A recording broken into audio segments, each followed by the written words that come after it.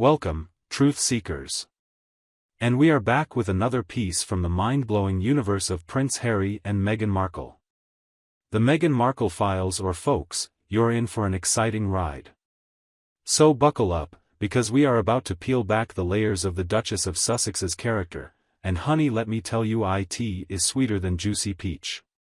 So before we dive into that educational excursion, if you have not yet hit the subscribe button and turned on notifications to do so. So stay tuned, because I promise you, spicy content is on its way. Therefore, we begin with an in-depth look back on that never-to-be-forgotten engagement interview involving Harry. Do you remember that moment? A closer inspection proves it was meant to be a cute and cuddly occasion. You think Meghan will be caught dead looking smug and coy in a still image like this, smiles her polite smile, gives the camera something else to digest with those darting glances? She constantly talks over Harry, and frames the story as though she was directing a summer blockbuster. Not that she is a diabolical genius or anything, but come on. Meghan quickly interjects to explain or add context whenever Harry tries to speak. She sounds as though she's afraid he might deviate from the script. And to be honest, when has ever Prince Harry stuck to a script? Here is where it gets interesting though. Remember when Harry said he had never even met Meghan before they got together? Oh, the tension was palpable. It was like telling a kid Santa Claus doesn't exist. At once, Meghan's lightness evaporated and she quipped that not even she knew who Harry was. Now, does that sound reasonable to you? Because, let's be honest, it is Prince Harry. Surely, we are not meant to see Meghan as just a sorority girl in Toronto, as seen and heard, part of the ever-burgeoning Commonwealth populace unaware that this cool young prince existed. Spare me the details. It's adorned with bells. Oh, and supposedly Meghan wore Princess Di's fave scent on their first date. Talk about a strategic move. If correct, that is a sinister ploy that would make Machiavelli himself blush. Just think about this, pretending to be manipulated the emotions of a person using their dead mother's fragrance. That's frigid, really frigid. Wait, but now it gets juicy. Let's talk public speaking with Meghan. Did you notice how Meghan keeps managing to make these things about her? She had this uncanny ability to turn every conversation into a Meghan Markle worship party. Think about the UN Women event of 2015. Meghan, talking about how she supposedly persuaded a soap commercial to change its sexist ways all by herself at the age of 11. Now don't get me wrong, that's a tale to tell were it true, but when she tells it you'd think she had just wiped out world hunger or brought peace to the Middle East. And those pauses. Oh, those pauses. As though she were conducting a symphony of praise. She says a sentence, and then she pauses. We are waiting for the clap or gasp of surprise. It looks unmitigatedly contrived, as if she is performing a routine uplift the spirit role, protagonist in some cheesy made-for-TV movie. But here's the clincher. She definitely does it wherever she goes. So at the One Young World Summit, 2022, it was all about her take on the One organization, which is technically why everyone had arrived. Well, no, Meghan turned it into the Meghan Show and spoke about how she got to where she is today, a weird moments along the way. Come on now. Self-promotion is self-permission, but this. And the Oprah interview, which we will get to. Yikes, that was a doozy, wasn't it?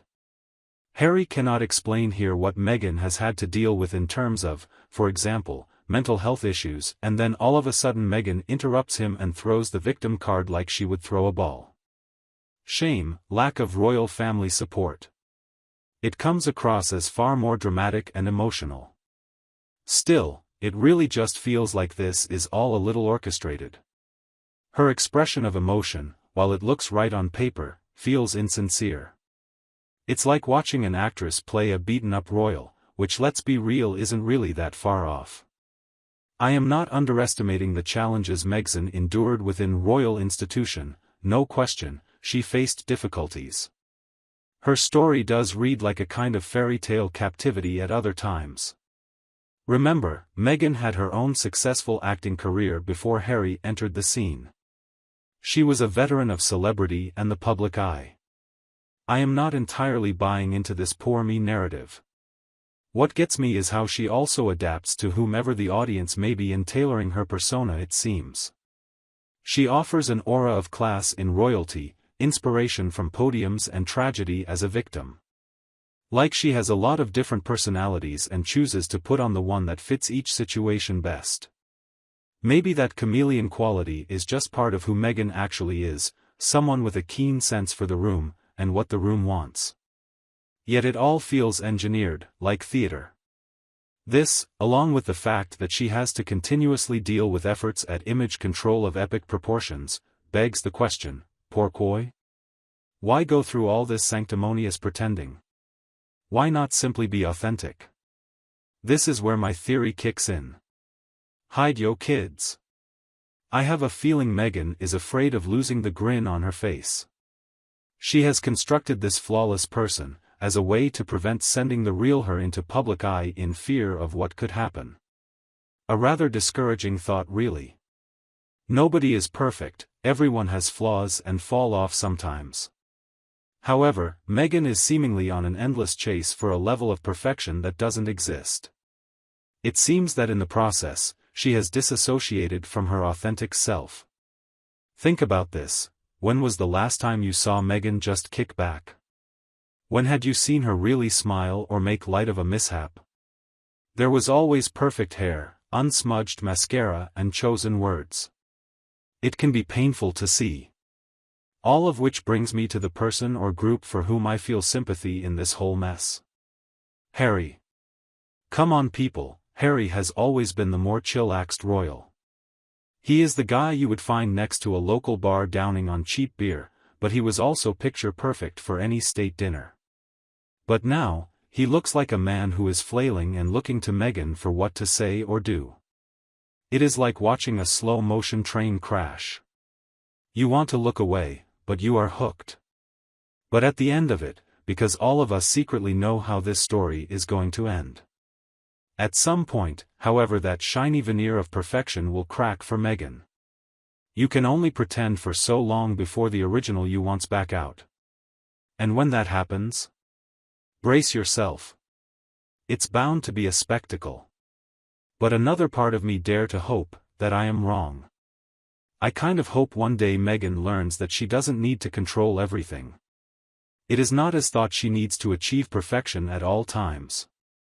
What irony is, if she actually relaxed and put her true self out there, people might even like her a little more. Well, what say you, people? Either Meghan Markle is the subtle master manipulator I seem to be painting her as, or it seems like I am just concocting conspiracy theories where they do not really exist. Leave your thoughts below, and remember to respect the discourse. We are all trying to unpack this baffling royal saga together. More exciting stories and shocking reveals to come on YouTube. Remembering to like, share and subscribe to be kept updated with the latest news on the royal family. Thank you for tuning in. More interesting information about the royal family will be coming your way shortly. Goodbye for now.